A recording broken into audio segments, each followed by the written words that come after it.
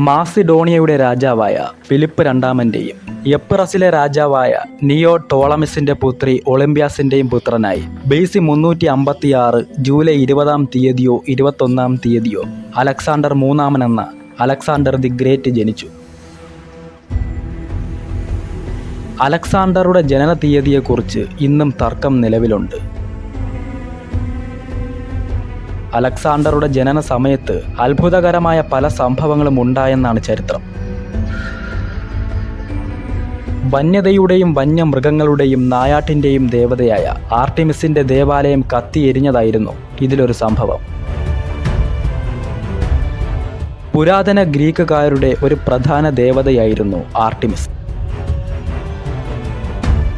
ആർട്ടിമിസിന്റെ ദേവാലയം കത്തി നശിക്കുക എന്നത് രാജ്യത്തെ ഗ്രസിക്കാൻ പോകുന്ന ഒരു മഹാസംഭവത്തിൻ്റെ നാന്ദിയായാണ് ജനങ്ങൾ കണ്ടത്. ഭാവി പ്രവചിക്കുന്ന ഗണകന്മാർ ഈ സമയം കൊട്ടാരത്തിലെത്തി. ശിശുവിൻ്റെ ഭാവിയെക്കുറിച്ചുള്ള പ്രവചനം നടത്തി.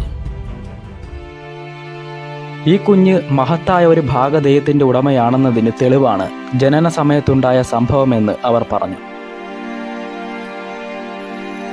ഗണകന്മാരുടെ വാക്കുകൾ കേട്ട ഫിലിപ്പ് രാജാവിന് ഒരേ സമയം ആഹ്ലാദവും ആകുലതയുമുണ്ടായി. അലക്സാണ്ടറുടെ ജനന സമയത്തുണ്ടായ അത്ഭുത സംഭവങ്ങളെക്കുറിച്ച് കഥകൾ നാട്ടിൽ പ്രചരിച്ചു കൊണ്ടിരുന്നു.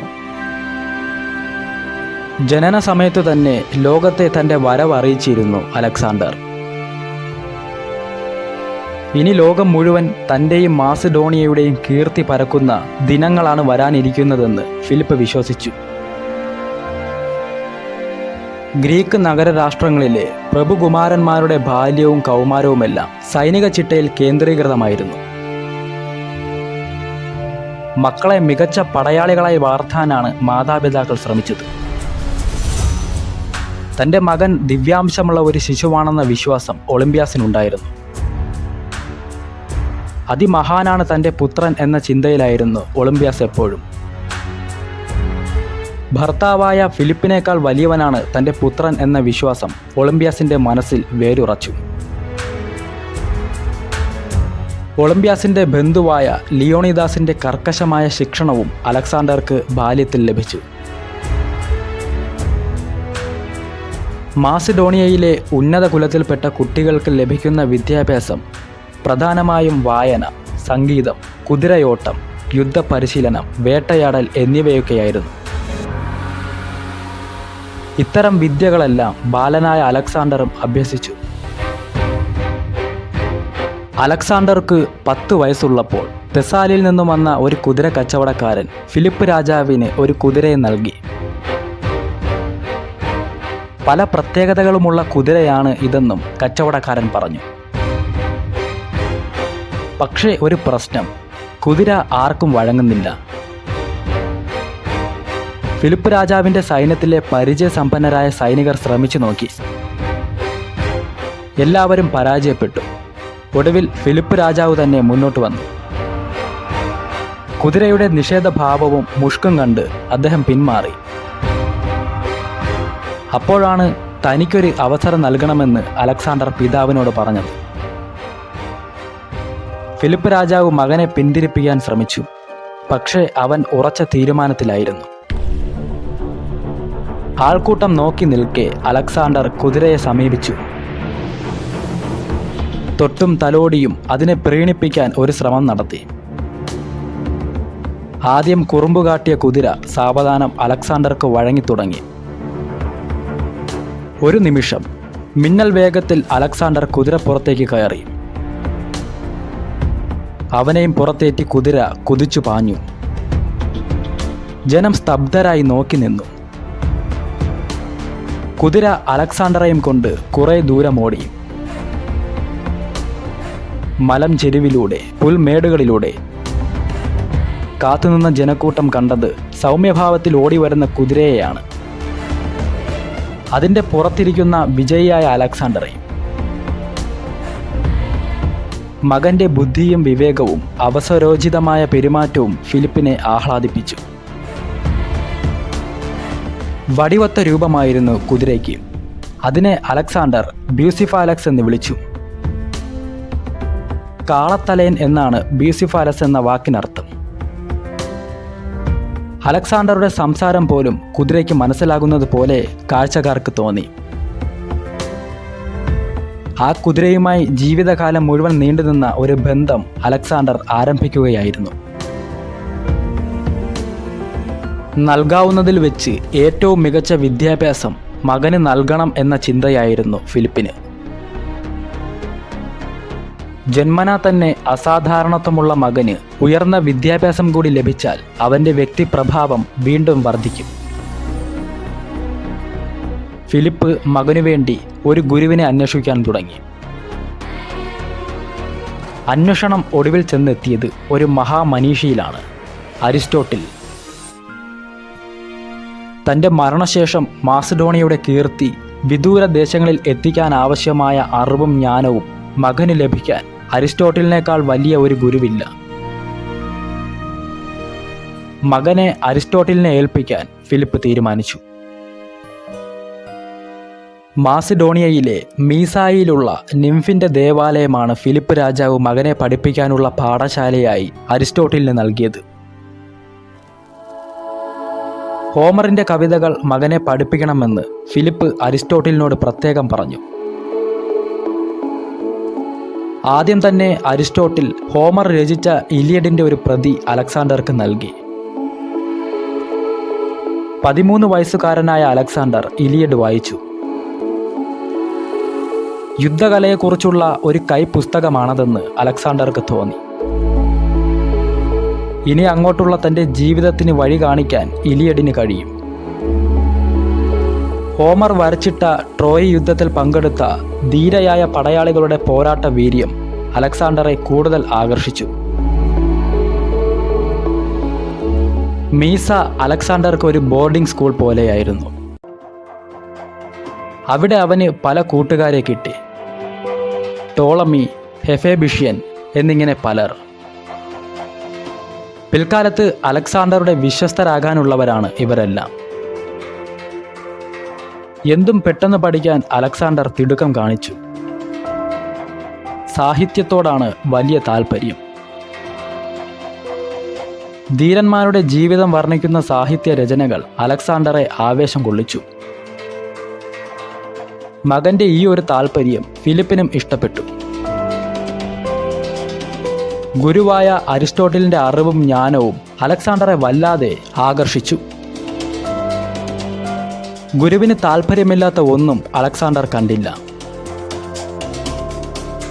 ഈ പ്രപഞ്ചത്തിലുള്ള ഒരു വിഷയവും തനിക്ക് അന്യമല്ലെന്ന് അരിസ്റ്റോട്ടിൽ തൻ്റെ ഓരോ ചലനത്തിലൂടെയും ശിഷ്യന്മാരെ ഓർമ്മിപ്പിച്ചു.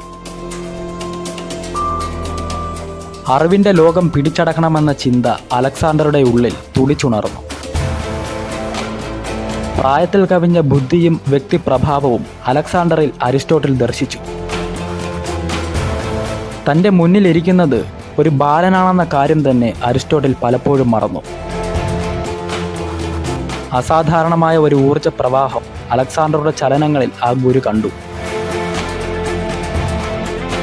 താൻ വലിയ ഒരു രാജാവാകുമെന്ന് ബാല്യകാലം തൊട്ടേ അലക്സാണ്ടർ വിശ്വസിച്ചു.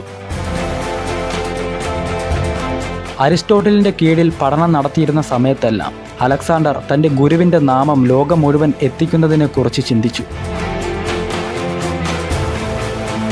ആരും ഇമവറ്റാതെ നോക്കി നിൽക്കുന്ന തരത്തിലുള്ള സൗന്ദര്യവും വശ്യതയും നിറഞ്ഞ ഒരു യുവാവായി അലക്സാണ്ടർ മാറാൻ തുടങ്ങുകയായിരുന്നു. ബാല്യം പിന്നിട്ടതോടെ കരുത്തും സൗന്ദര്യവും വർദ്ധിച്ചു. നോക്കി നിൽക്കുന്നവർക്ക് പോലും ആത്മവിശ്വാസം പകരാൻ അലക്സാണ്ടറുടെ ശരീരചലനങ്ങൾക്ക് പോലും കഴിയുമായിരുന്നു. എന്നാൽ അസാമാന്യമായ കരുത്തുള്ള ശരീരമായിരുന്നില്ല അലക്സാണ്ടറുടേത്. ഇടത്തരം ഉയരം മാത്രമേ ഉണ്ടായിരുന്നുള്ളൂ. വെളുത്ത ശരീരത്തിൽ എപ്പോഴും ഒരു ഇളം ചുവപ്പ് നിറം തുടിച്ചു നിന്നു. മഞ്ഞ നിറമായിരുന്നു തലമുടിക്ക്. അല്പം ചുരുണ്ട തലമുടി മുഖത്തെ കൂടുതൽ ആകർഷകമാക്കി. കഴുകൻ്റെ കൊക്കുപോലെ വളഞ്ഞ നാസികയും പ്രത്യേകതയുള്ള കണ്ണുകളുമായിരുന്നു അലക്സാണ്ടർക്ക്. കണ്ണുകൾ രണ്ടും രണ്ട് തരത്തിലായിരുന്നു.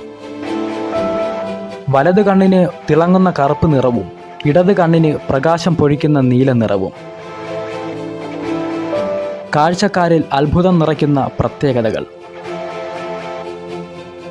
വ്യായാമം ചെയ്ത് ഉറച്ച ശരീരമായതുകൊണ്ട് അതിവേഗത്തിൽ ഓടാൻ അലക്സാണ്ടർക്ക് കഴിയും. അതിവേഗത്തിലാണ് അലക്സാണ്ടർ നടക്കുക. കൂടെയുള്ളവർ പലപ്പോഴും ഒപ്പമെത്താൻ പ്രയാസപ്പെട്ടു. തുളച്ചുകയറുന്ന ബുദ്ധി അലക്സാണ്ടറുടെ നോട്ടത്തിൽ തന്നെ പ്രകടമായിരുന്നു. കൂട്ടുകാരും അനുയായികളുമെല്ലാം അലക്സാണ്ടറുടെ സ്വാധീന വലയത്തിൽ അകപ്പെട്ടു. അത്രമാത്രം മാസ്മരികമായിരുന്നു അലക്സാണ്ടറുടെ വ്യക്തിപ്രഭാവം. മകൻ ലോകരാജാവാകാനുള്ള പരിശീലനം നടത്തുന്ന സമയത്ത് ഫിലിപ്പ് യുദ്ധരംഗത്ത് ജൈത്രയാത്ര തുടരുകയായിരുന്നു. തൻ്റെ പിതാവ് എപ്പോഴും യുദ്ധരംഗത്താണെന്നുള്ള ചിന്ത അലക്സാണ്ടർക്ക് പലപ്പോഴും ഏകാഗ്രയുടെ അനുഭവം നൽകി. 16-ാം വയസ്സിൽ അരിസ്റ്റോട്ടലിൻ്റെ കീഴിലുള്ള വിദ്യാഭ്യാസം അലക്സാണ്ടർ അവസാനിപ്പിച്ചു. ഈ സമയത്ത് ഫിലിപ്പ് വലിയൊരു യുദ്ധത്തിന് തയ്യാറെടുക്കാൻ തുടങ്ങി. പുരാതന ഗ്രീസിൻ്റെ കോളനിയായിരുന്ന ബൈസാന്റിയത്തിനെതിരായിരുന്നു ഈ പടയൊരുക്കം. തൻ്റെ ശക്തി ലോകത്തെ ബോധ്യപ്പെടുത്താൻ ഒരുങ്ങുകയാണ് ഫിലിപ്പ്. ബൈസാന്റിയം ആക്രമിക്കാൻ പോകുന്നതിന് മുമ്പ് ഫിലിപ്പ് അലക്സാണ്ടറെ മാസഡോണിയയുടെ താൽക്കാലിക ഭരണാധികാരി അഥവാ റീജന്റായി നിയമിച്ചിരുന്നു. 16 വയസ്സാണ് അലക്സാണ്ടർക്ക്. പിതാവിൻ്റെ അസാന്നിധ്യത്തിൽ അലക്സാണ്ടർ മാസഡോണിയയെ കരുത്തോടെ നയിച്ചു. തൻ്റെ ബുദ്ധിയും ധൈര്യവും പ്രകടിപ്പിക്കാനുള്ള അവസരമാണ് ഇപ്പോൾ ഒത്തുവന്നിരിക്കുന്നതെന്ന് അലക്സാണ്ടർക്ക് തോന്നി. അതിനു പറ്റിയ ഒരു സാഹചര്യവും ഉടനെ വന്നു ചേർന്നു. മാസഡോണിയയുടെ സഖ്യരാജ്യങ്ങളിൽ ഒന്നായ ത്രേസിൽ വിപ്ലവം പൊട്ടിപ്പുറപ്പെട്ടു. അലക്സാണ്ടർ ഉടൻ സൈന്യവുമായി അങ്ങോട്ട് പുറപ്പെട്ടു. ലഹളക്കാരുമായി അലക്സാണ്ടറുടെ സൈന്യം ഏറ്റുമുട്ടി. ലഹളക്കാരെ അടിച്ചമർത്തി ആ പ്രദേശത്തിന് അലക്സാണ്ടർ ട്രോപോളിസ് എന്ന് പേരിടുകയും ചെയ്തു. അലക്സാണ്ടറുടെ പേര് ലഭിച്ച ആദ്യ പ്രദേശം.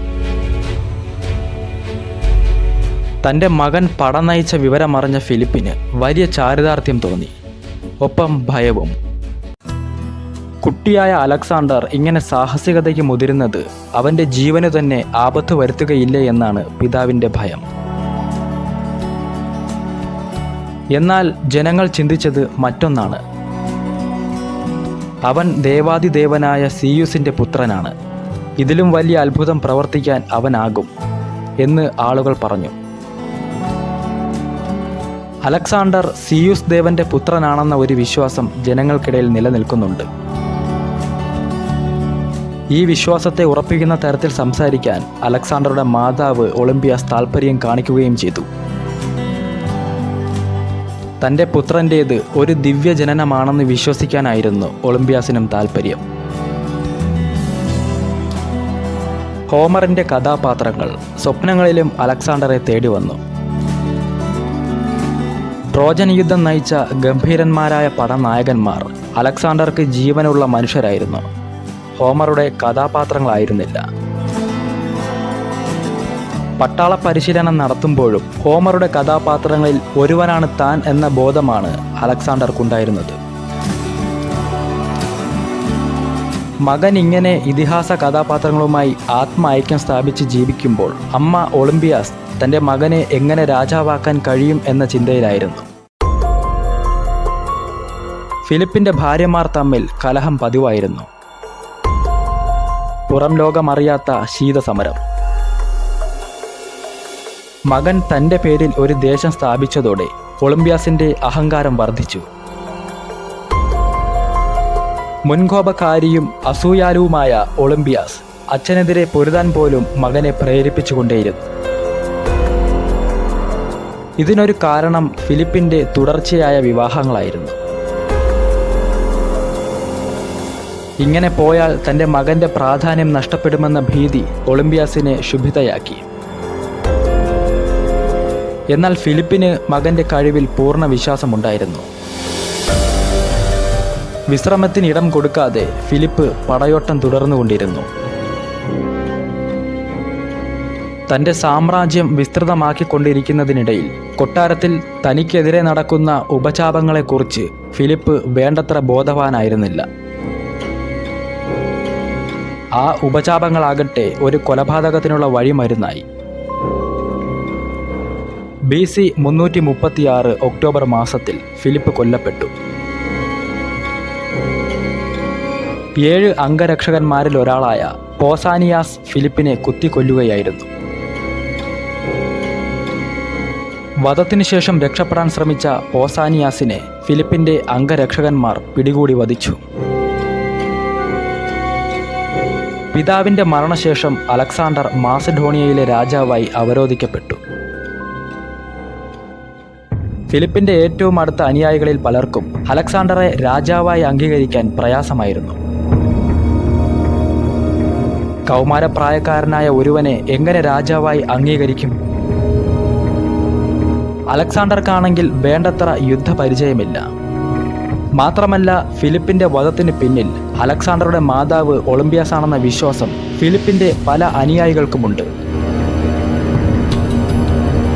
മകൻ അലക്സാണ്ടറെ പെട്ടെന്ന് രാജാവാക്കാൻ ഒളിമ്പ്യാസ് ഭർത്താവായ ഫിലിപ്പിനെ വകവരുത്താൻ കൂട്ടുനിന്നു എന്ന് ഫിലിപ്പിൻ്റെ അനുയായികൾ ബലമായി വിശ്വസിച്ചു.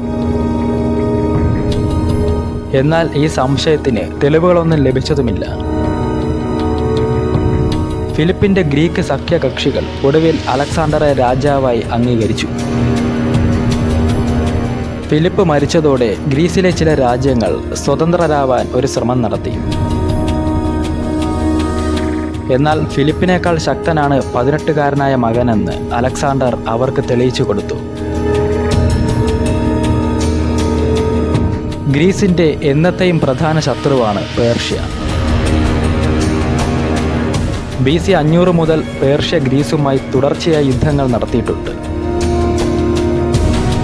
പേർഷ്യൻ സാമ്രാജ്യത്തെ ആക്രമിച്ച് കീഴടക്കുകയായിരുന്നു ഫിലിപ്പിൻ്റെ ലക്ഷ്യം.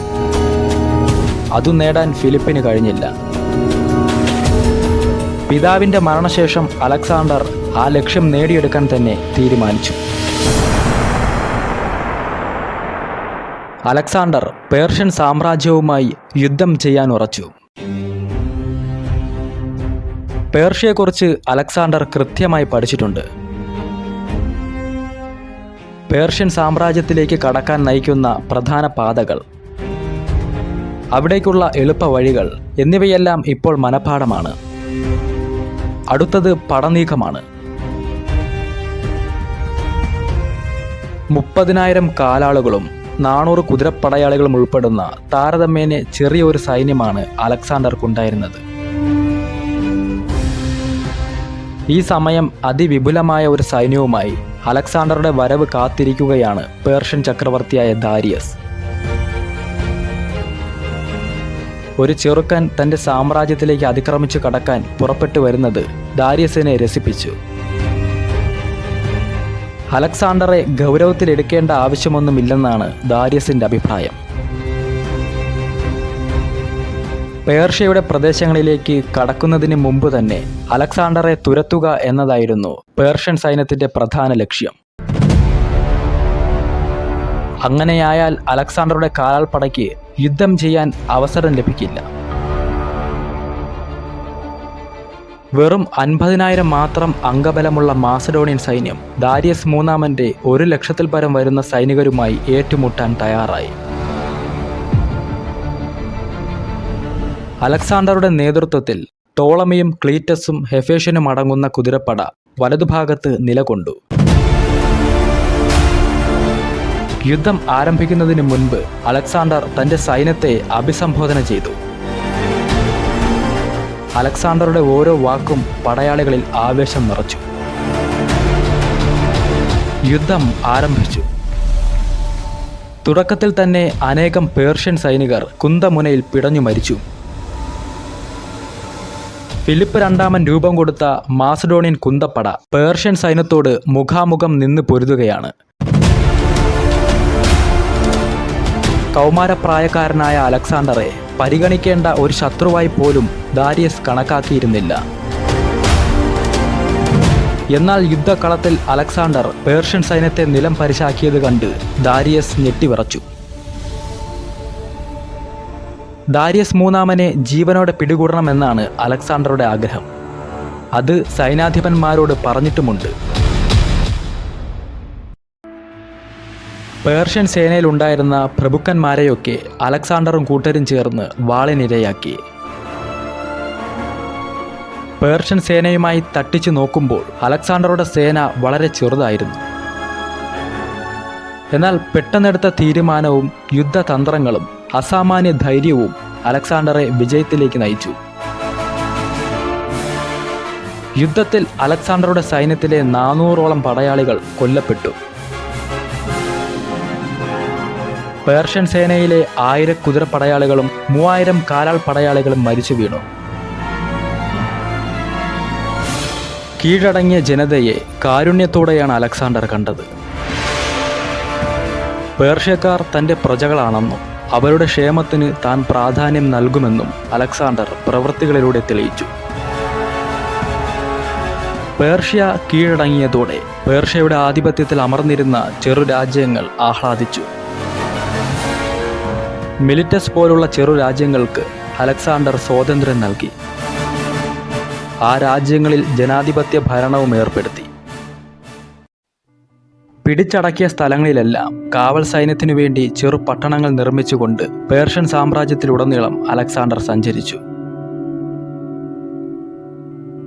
പേർഷ്യ പിടിച്ചടക്കിയ അലക്സാണ്ടർ ഗ്രീസും പേർഷ്യയും തമ്മിലുള്ള സൗഹൃദം ഉറപ്പാക്കുന്നതിന് ഒരു സമൂഹ വിവാഹം നടത്തി. അലക്സാണ്ടറുടെ 100ഓളം പടയാളികൾ പേർഷ്യൻ യുവതികളെ വിവാഹം ചെയ്തു. പേർഷ്യൻ ചക്രവർത്തി ദാരിയസിന്റെ മകൾ സ്റ്റാറ്റീറയെ അലക്സാണ്ടർ തന്റെ ഭാര്യയാക്കി. പേർഷ്യൻ ആചാരപ്രകാരമാണ് വിവാഹം നടന്നത്. ദാരിയസിന്റെ മൂത്ത പുത്രിയാണ് സ്റ്റാറ്റീറ. അവളെ അലക്സാണ്ടർ വധുവാക്കിയതിൽ പേർഷ്യക്കാർ ആഹ്ലാദിച്ചു. ഫിലിപ്പ് രാജാവ് ജീവിച്ചിരിക്കുന്ന കാലത്തു തന്നെ അലക്സാണ്ടർ ബാക്ട്രിയൻ പ്രഭുകുമാരി റൊക്സാനയെ വിവാഹം കഴിച്ചിരുന്നു. ഗ്രീക്ക് സംസ്കാരം പേർഷ്യയ്ക്ക് മുകളിൽ അടിച്ചേൽപ്പിക്കാതെ അവരുടെ സംസ്കാരത്തെ വിലമതിക്കാനാണ് അലക്സാണ്ടർ ശ്രമിച്ചത്. പേർഷ്യൻ ജനതയെ അടിച്ചമർത്തി ഭരിക്കാൻ അലക്സാണ്ടർ ശ്രമിച്ചതുമില്ല. ഈജിപ്റ്റ് ലക്ഷ്യമാക്കി അലക്സാണ്ടർ പടയോട്ടം തുടരുകയാണ്. ഏതാനും നാൾ മുൻപ് യുദ്ധരംഗത്ത് നിന്നുമേറ്റ മുറിവ് വ്രണമായതൊന്നും വകവയ്ക്കാതെയാണ് പടയോട്ടം. പേർഷ്യൻ സാമ്രാജ്യം പിടിയിലൊതുങ്ങിയതോടെ അലക്സാണ്ടർ കുറച്ചു കാലമായി പേർഷ്യക്കാരെ പോലെയാണ് വസ്ത്രം ധരിക്കുന്നത്. പേർഷ്യക്കാരിൽ ഒരാളെന്നതുപോലെ പെരുമാറി. ഈജിപ്തിൽ സൈന്യസമേതമെത്തിയ അലക്സാണ്ടറെ ഈജിപ്തുകാർ ആഘോഷത്തോടെ സ്വീകരിച്ചു. ഈജിപ്റ്റ് ഭരിക്കാൻ വന്ന മാസഡോണിയൻ ഫറോവ ആണ് 24കാരനായ അലക്സാണ്ടർ എന്ന് അവർ വിശ്വസിച്ചു. ഈജിപ്തുകാരുടെ ദൈവമായ ആമൺ ദേവന്റെ പുത്രനാണ് അലക്സാണ്ടർ എന്നുവരെ ഈജിപ്തുകാർ പരസ്പരം പറഞ്ഞു. 6 മാസം ഈജിപ്തിൽ താമസിച്ച അലക്സാണ്ടർ അവിടെ അലക്സാണ്ട്രിയ എന്ന ഒരു നഗരം സ്ഥാപിച്ചു. എവിടെയും അലക്സാണ്ടറും സൈന്യവും അധികനാൾ തങ്ങിയില്ല. പടയോട്ടം തുടർന്നുകൊണ്ടേയിരുന്നു. സിറിയയും ബാബിലോണും അസീറയുമെല്ലാം അലക്സാണ്ടറുടെ അധീനതയിലായി. ഗ്രീസ് ഇക്കാലത്ത് ഐശ്വര്യസമൃദ്ധമായിരുന്നു. പേർഷ്യയിൽ നിന്നും ലഭിച്ച ഭാരിച്ച സമ്പത്ത് അലക്സാണ്ടർ ഗ്രീസിലേക്ക് എത്തിച്ചിരുന്നു. മാസഡോണിയയിൽ നിന്നും അലക്സാണ്ടർ ആവശ്യപ്പെട്ടിരുന്നത് സൈനികരെ മാത്രമാണ്. സ്വന്തം സൈന്യത്തിൽ മാസഡോണിയക്കാരുടെ എണ്ണം കുറഞ്ഞു വരുന്നത് അലക്സാണ്ടറെ ആശങ്കയിലാഴ്ത്തി. അന്യദേശത്തെ സൈനികർ ഒരു ഘട്ടത്തിൽ തനിക്കെതിരെ തിരിയുമോ എന്ന സംശയവും അലക്സാണ്ടർക്കുണ്ടായി. അലക്സാണ്ടർ പേർഷ്യൻ സാമ്രാജ്യം ഭരിച്ച് സ്വസ്ഥമായി ജീവിക്കുമെന്ന് കരുതിയവർക്ക് തെറ്റി. എല്ലാവരെയും അത്ഭുതപ്പെടുത്തിക്കൊണ്ട് അലക്സാണ്ടർ മറ്റൊരു പടയോട്ടത്തിനുള്ള തയ്യാറെടുപ്പുകൾ ആരംഭിച്ചു. ഇന്ത്യൻ ഉപഭൂഖണ്ഡമാണ് അടുത്ത ലക്ഷ്യം. ഈ ലക്ഷ്യം പൂർത്തിയാക്കാൻ കരുത്തുറ്റ സൈന്യം ആവശ്യമാണ്. ഫിലിപ്പ് രാജാവ് രൂപപ്പെടുത്തിയ സേനയാണ് അപ്പോഴും അലക്സാണ്ടർക്കു വേണ്ടി യുദ്ധം ചെയ്തിരുന്നവരിൽ കൂടുതലും. സൈനികർക്ക് ധൈര്യം പകരാൻ എപ്പോഴും അലക്സാണ്ടർ ശ്രദ്ധിച്ചു. ശത്രുക്കളോട് മുഖാമുഖം നിന്ന് പൊരുതാൻ ധീരതയാണ് പ്രധാന ഇന്ധനം. ദേശസ്നേഹവും സൈന്യത്തിനുണ്ട്. യുദ്ധം അവർക്ക് തൊഴിൽ മാത്രമാണ്. പരമ്പരാഗതമായ ഗ്രീക്ക് യുദ്ധായുധങ്ങളിൽ നിന്നും വ്യത്യസ്തമായി കുന്തം, പരിച, ഏറുകുന്തം എന്നീ ആയുധങ്ങളാണ് അലക്സാണ്ടറുടെ സൈന്യം ഉപയോഗിച്ചത്. ഈ ആയുധങ്ങൾ പ്രയോഗിക്കുന്ന പടയാളികളെ യുദ്ധകളത്തിൽ വിന്യസിക്കുന്ന രീതിയിൽ അലക്സാണ്ടർ പുതുമ വരുത്തി.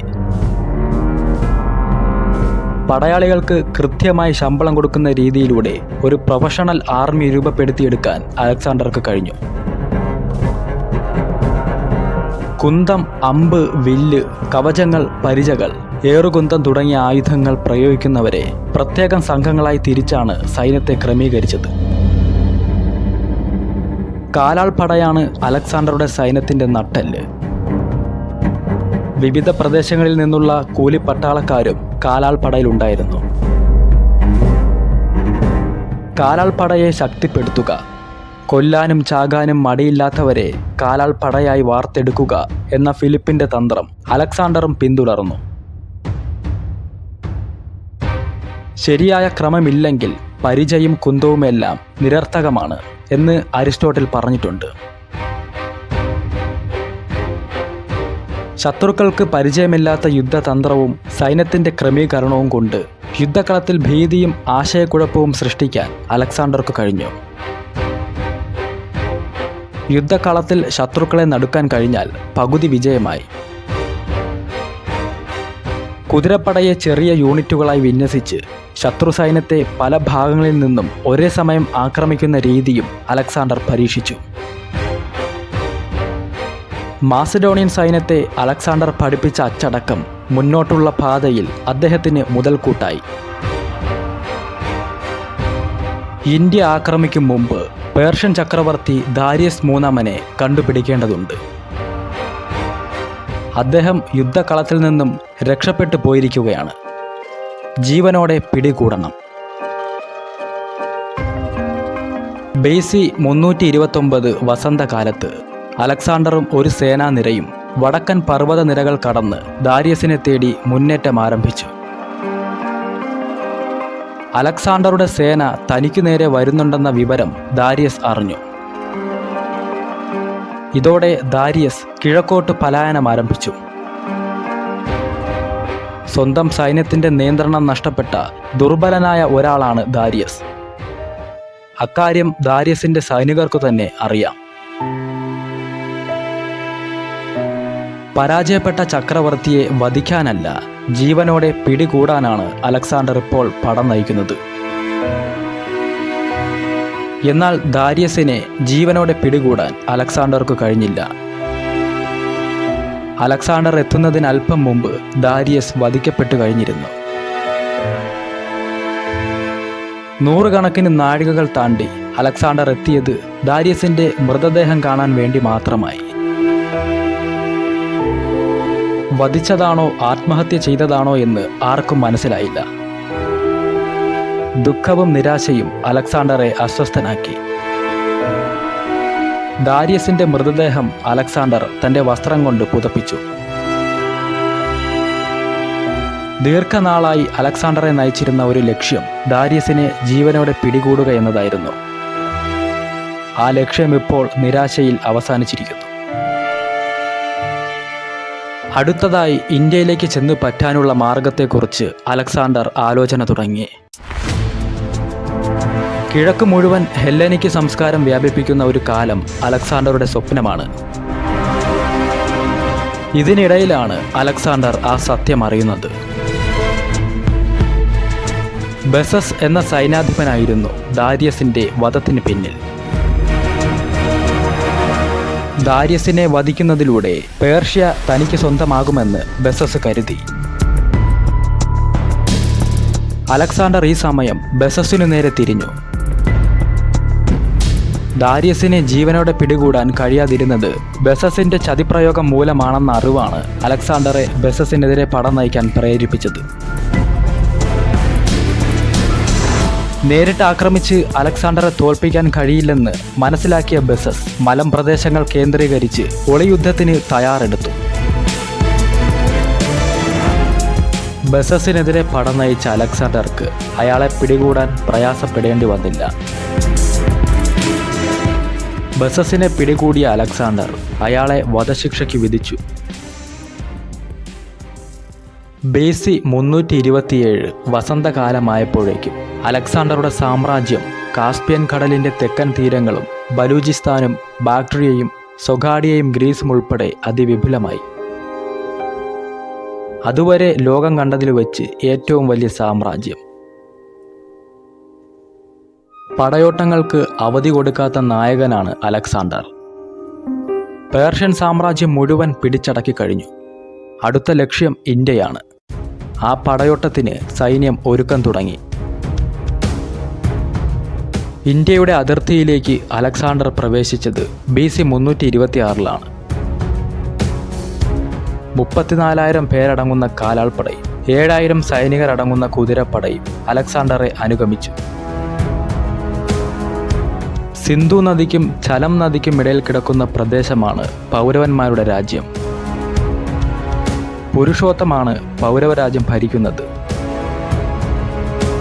ഗ്രീക്കുകാർ പോറസ് എന്നാണ് പുരുഷോത്തമനെ വിളിച്ചിരുന്നത്. ഗ്രീക്കുകാർ ഹൈഡാസ്പസ് എന്ന് വിളിക്കുന്ന ചലം നദി ആ സമയം കുലം കുത്തി ഒഴുകുകയാണ്. മനുഷ്യർക്ക് അസാധ്യമെന്നു കരുതുന്ന ഒരു പ്രവൃത്തി ചെയ്യാനാണ് അലക്സാണ്ടർ ഒരുങ്ങിയത്. സൈനികരും മൃഗങ്ങളും ഭയന്നു. കുതിച്ചു വരുന്ന ജലത്തിനെതിരെ അലക്സാണ്ടർ ആദ്യം പുഴയിലിറങ്ങി. എന്നെ പിന്തുടരൂ എന്ന് സൈനികരോട് ആജ്ഞാപിച്ചു. അവർ അനുസരിച്ചു.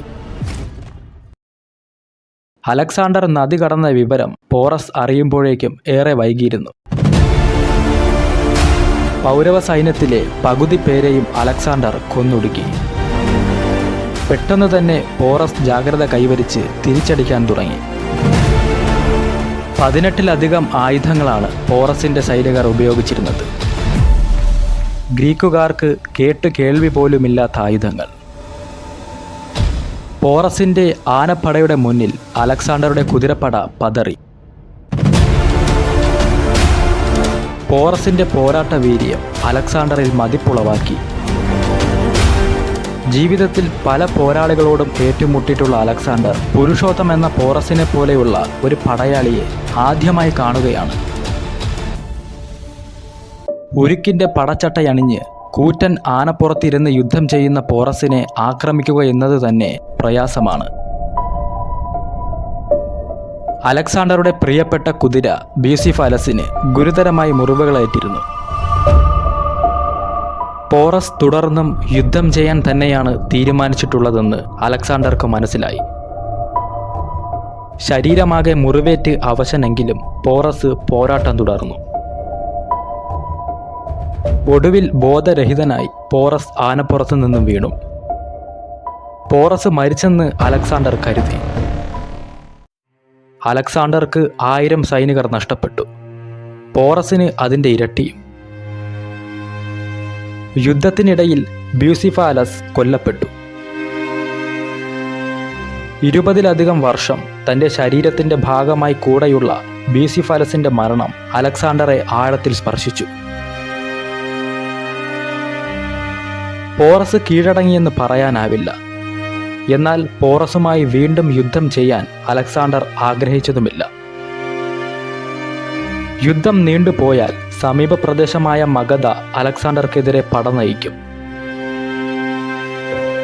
2,00,000 കാലാൾപ്പടയും 8,000 യുദ്ധരഥങ്ങളും 6,000 വരുന്ന ആനപ്പടയുമെല്ലാമുള്ള മഗധയുടെ സൈന്യത്തെ നേരിടാൻ പ്രയാസമാണ്.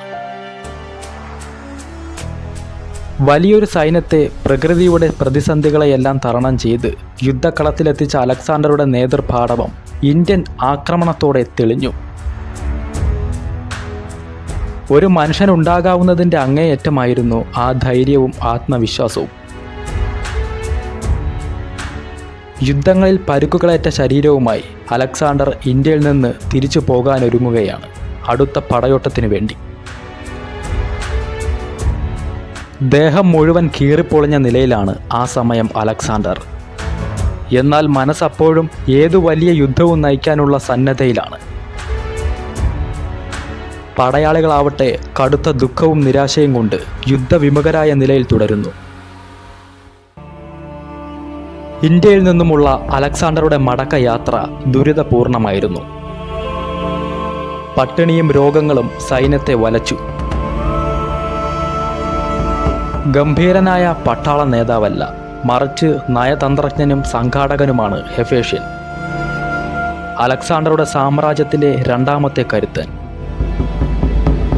ഹെഫേഷ്യൻ ഇല്ലാത്ത ഒരവസ്ഥ അലക്സാണ്ടർക്ക് ചിന്തിക്കാൻ തന്നെ പ്രയാസമാണ്. BC 324 എക്ബത്താനയിൽ വെച്ച് ഹെഫേഷ്യൻ മരിച്ചു. BC 323 ഏപ്രിൽ മാസത്തിൽ അലക്സാണ്ടർ ബാബിലോണിയയിലേക്ക് മടങ്ങി. തൻ്റെ സാമ്രാജ്യത്തിൻ്റെ തലസ്ഥാന നഗരം ബാബിലോണിയയിൽ സ്ഥാപിക്കുകയാണ് ലക്ഷ്യം. ഇങ്ങനെ പുതിയ പദ്ധതികൾ ആസൂത്രണം ചെയ്യുന്നതിനിടയിൽ BC 323 വേനൽക്കാലത്ത് അലക്സാണ്ടർക്ക് രോഗം പിടിപെട്ടു. ഭിഷഗ്വരന്മാർക്ക് അദ്ദേഹത്തിൻ്റെ രോഗം എന്താണെന്ന് കണ്ടെത്താനായില്ല. 10 ദിവസം അദ്ദേഹം രോഗശയ്യയിൽ കിടന്നു. അപ്രതീക്ഷിതമായി ആ നിമിഷമെത്തി. BC 323 ജൂൺ 10-ാം തീയതി അലക്സാണ്ടർ എന്ന മഹാനായ യോദ്ധാവ്, മഹാനായ ചക്രവർത്തി അന്ത്യശ്വാസം വലിച്ചു. 32-ാമത്തെ വയസ്സിൽ അലക്സാണ്ടറുടെ പടപ്പാളയം മൂകമായി. 32 വർഷമാണ് അലക്സാണ്ടർ ഈ ഭൂമുഖത്ത് ജീവിച്ചത്. ലോകത്ത് അതുവരെ ഉണ്ടായതിൽ വെച്ച് ഏറ്റവും വലിയ സാമ്രാജ്യം അദ്ദേഹം സ്ഥാപിച്ചു. ഏറ്റവും ദുർഗമമായ മാർഗങ്ങളിലൂടെ 10,000-കണക്കിന് നാഴികകൾ പടയോട്ടം നടത്തി. സമുദ്രങ്ങളും പർവ്വതങ്ങളും മരുഭൂമികളും അലക്സാണ്ടർക്ക് വഴിമാറി. അസാധ്യമായതൊന്നും അലക്സാണ്ടറുടെ നിഘണ്ടുവിലുണ്ടായിരുന്നില്ല. സ്വന്തം പടയാളികളുടെ സൗകര്യങ്ങൾ മാത്രം ഉപയോഗിച്ച് അവരോടൊപ്പം അലക്സാണ്ടർ താമസിച്ചു, പട നയിച്ചു. 32 വയസ്സിനുള്ളിൽ 20 വൻ യുദ്ധങ്ങൾ അലക്സാണ്ടർ നടത്തി. എല്ലാ യുദ്ധങ്ങളിലും ജയിച്ചു. പരാജിതനായി തലകുനിക്കേണ്ട സന്ദർഭങ്ങൾ ജീവിതത്തിലുണ്ടായിട്ടില്ല. സ്വർണത്തിൻ്റെ പേടകത്തിലാണ് അലക്സാണ്ടറുടെ ദേഹം അടക്കം ചെയ്തത്. എവിടെ ഒരു കുതിരയുടെ രൂപം തെളിയുമ്പോഴും അതിനു മുകളിൽ ഏതൊരാളും അലക്സാണ്ടറെ കൂടി കാണുന്നു. ഇച്ഛാശക്തിക്കും ധീരതയ്ക്കും മനുഷ്യൻ്റെ അടങ്ങാത്ത സാഹസികതയ്ക്കും ലോകം ശിരസിലേറ്റുന്ന നാമമാണ് അലക്സാണ്ടർ ദി ഗ്രേറ്റ്. മഹത്വത്തിന് പല മാനങ്ങളുമുണ്ട്. അതിലൊന്നാണ് മഹാനായ അലക്സാണ്ടർ.